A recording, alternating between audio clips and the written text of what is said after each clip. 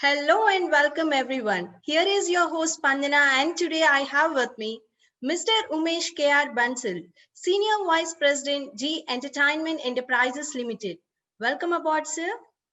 Mr. Umesh Hi, Kr Spandana. Bansal is Senior Vice President at Zee Entertainment Enterprises Limited since October 2019 and also he has been associated with the group since November 2015 under different roles. He is known for his ability to lead organization transformation, business turnaround, and for his leadership in strategy design, business management, and so on. He has earlier been head of group strategy and CEO at Axis Bank, country business manager at ANZ before joining the Essel Group of Companies.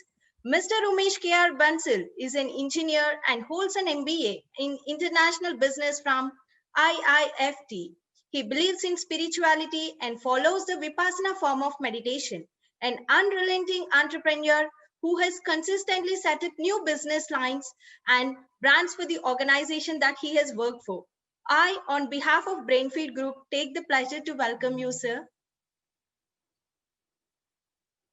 Thank you, Spandana. It's my pleasure to be joining you today. Thank you, sir. So without further delay, we will start our interaction with the first question. Can you please elaborate about Mind Wars? Spandana, we started with Mind Wars in April 2019. We wanted to create a multi-platform program. The idea was to get on the ground and create a very large on-ground presence. Today, we are present across 30,000 plus schools across the country, making us one of the largest school outreach programs in the world. We also have a digital presence. There is a app on Z5 where children can go log on to Mind Wars, look at questions, keep playing. We also engage with students and teachers and schools on our social handles. And then we have also used the strength of Z by putting a TV quiz onto Z TV, basically trying to cater to audiences across the platform, trying to be there in every media and mode possible. That's fabulous, sir. So in this digitalized, so children will feel something, find something out of it. Thank Yeah, you. because the schools are closed, so it Yeah. makes more sense for us to have a very strong digital presence as well. From the inception itself, we were very sure that we are going to have a strong digital presence.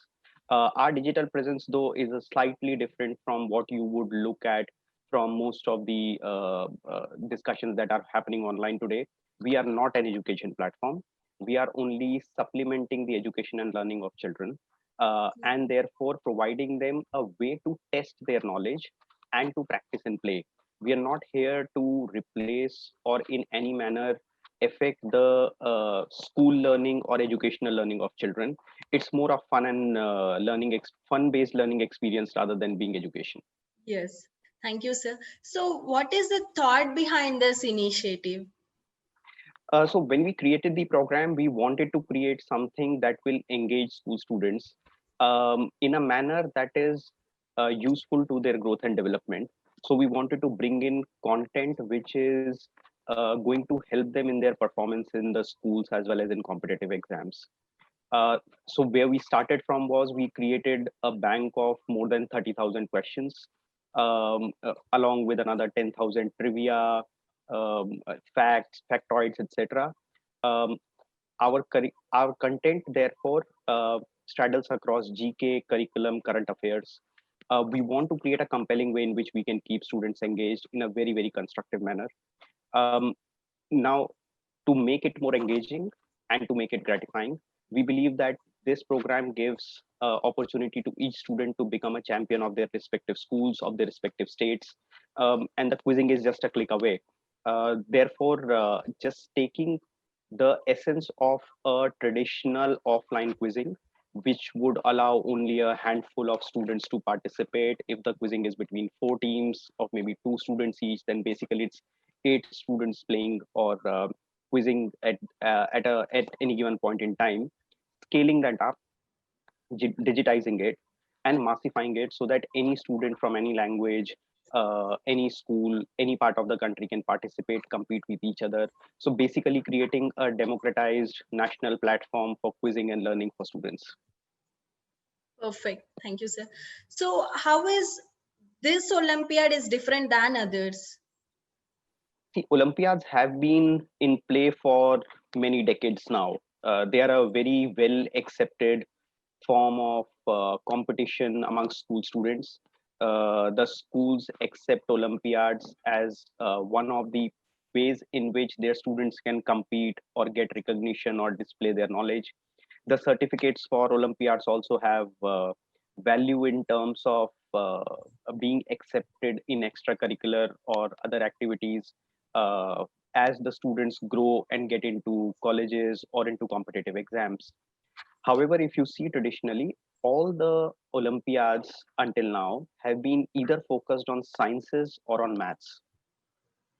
This is the first of its kind Olympiad, which is for general knowledge. What this does is that it also provides opportunity for students who are outside of the sciences streams to compete at the same platform and at the same level. The second thing is that we are doing this Olympiad completely online.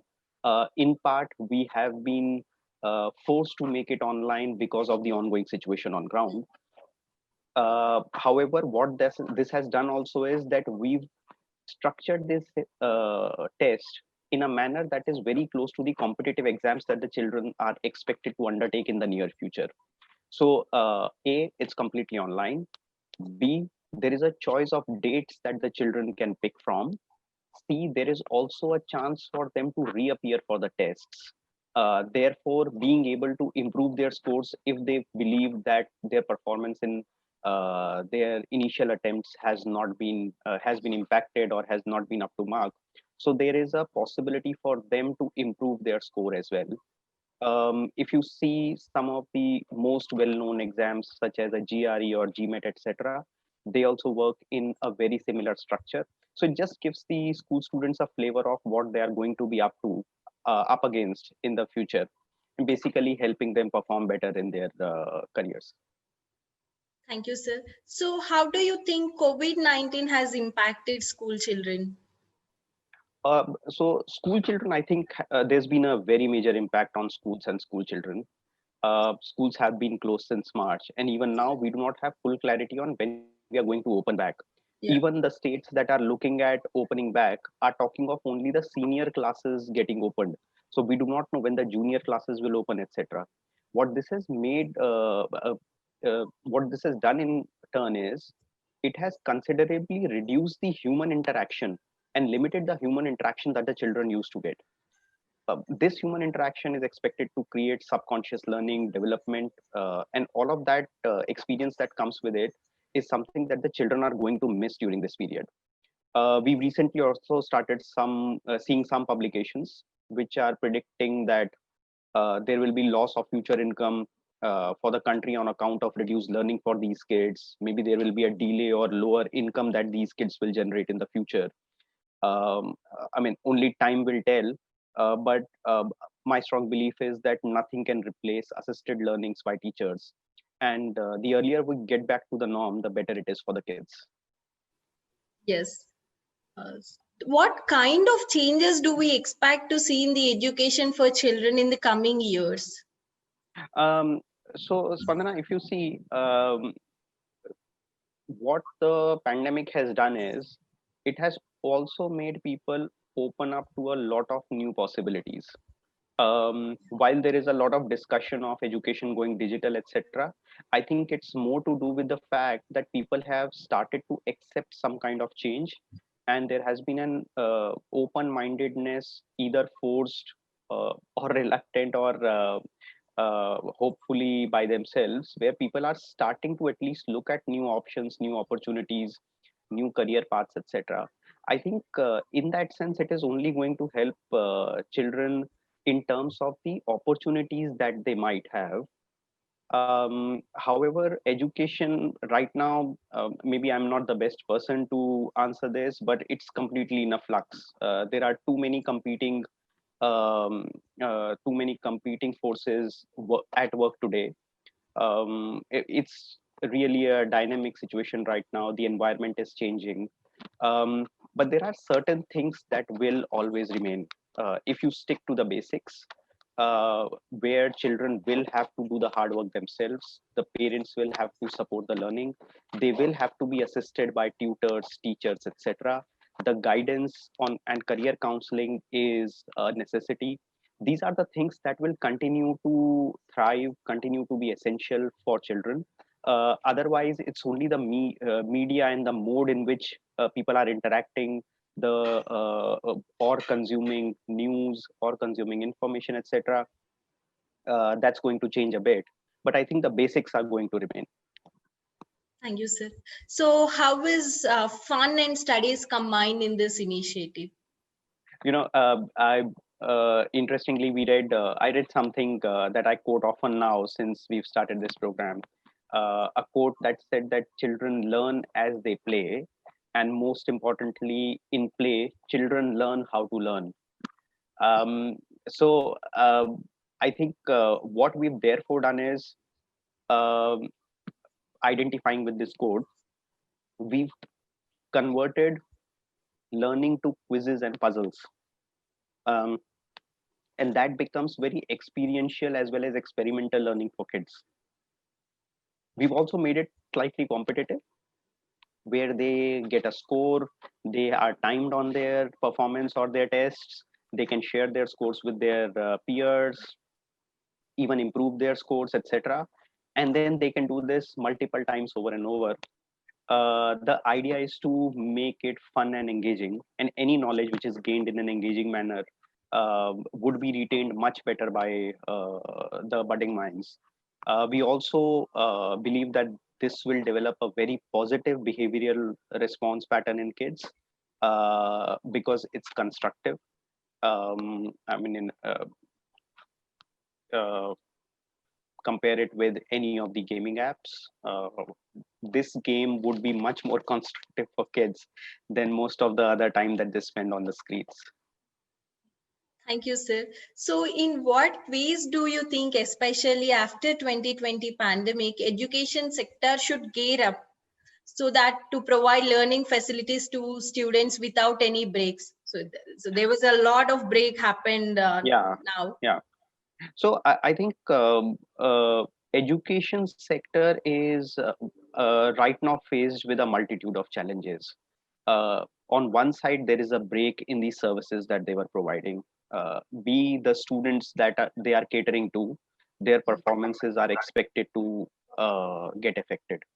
C, the students are also trying to find more avenues, getting into newer forms of learning, etc. I'm hoping that, unlike the West, we will have very few dropouts on education in countries like India, because education here is valued much more than in formal education is valued, and qualification is valued much more than in some of the other geographies. Um, but more importantly, I think the education sector will have to find newer ways of keeping the kids engaged, Yes. keeping the parents engaged as well, because parents play a very big role in the decision making in these years, in this age group. Um, uh, and I think while they've been educating children, it's also time that start educating parents, Of course. and and telling them what are the best practices or best ways in which they can help develop and educate their kids. Yeah, I mean, beyond that, I think I don't envy the education sector today. I think they are being forced against competition, which could at times be seen as unfair as well. But yeah, that's the situation they're in. Thank you, sir. So how Olympiads enhance holistic development in a child? So see, what the Olympiad does is that it creates a testing platform for whatever the children have learned in their schools or by themselves over the past 3-4 years. What we've done also is we've kept it simpler for students. We have a different Olympiad for every class or grade. So a fifth standard Olympiad is different from a sixth standard Olympiad, is different from a seventh standard, and so on. So what it does, it creates a very uniform and a kind of a fair platform for children to compete and showcase their knowledge. Um, it's basically Olympiad is a form of quizzing, because A, it's timed, B, there are multiple choices of question, and C, you got to give it without any assistant of books or any other support. So it's a form of quizzing. So again, with quizzing comes in ability to respond. With quizzing comes in something decision making. That's also what children have to go through. And of course, they have to apply their learning. A lot of children have to also do a lot of guesswork for questions that you do not know. You need to understand how to make a smart guess. Even those things come by practice. And therefore, for us, while the children we believe are doing the quizzing through the year, this becomes an annual kind of a festival where children come and test whatever they've practiced for or learned during the year. And hopefully, for us, the way we've structured it again is have cash prizes, have gratification, create a merit list at a national level. So the gratification that the children will get from participating in this Olympiad is fairly robust. We are going to create a list of a merit list of top 100 students in each class across the country. Apart from the prizes, this will be a coveted merit list, which children can showcase as being amongst the top 100 students in the country. So I think this will be very useful for them in terms of building their confidence, building their profiles, and basically making them stand up and be useful in their careers ahead. Thank you, sir. So that was all for today. And it was really a very informative session. Thank you for sharing your thoughts with Brainfeed Group, sir. Thank you, Spandana. Thank you very much. It's been my pleasure. So that was all from Mr. Umesh Kr Bansal, and I'm sure you have got to know some interesting facts. And if you're keen to know more such interesting facts, please do subscribe to Brainfeed TV and Magazine. Please do comment and let us know if you want us to come up with anything specific. Signing off, yours host Spandana.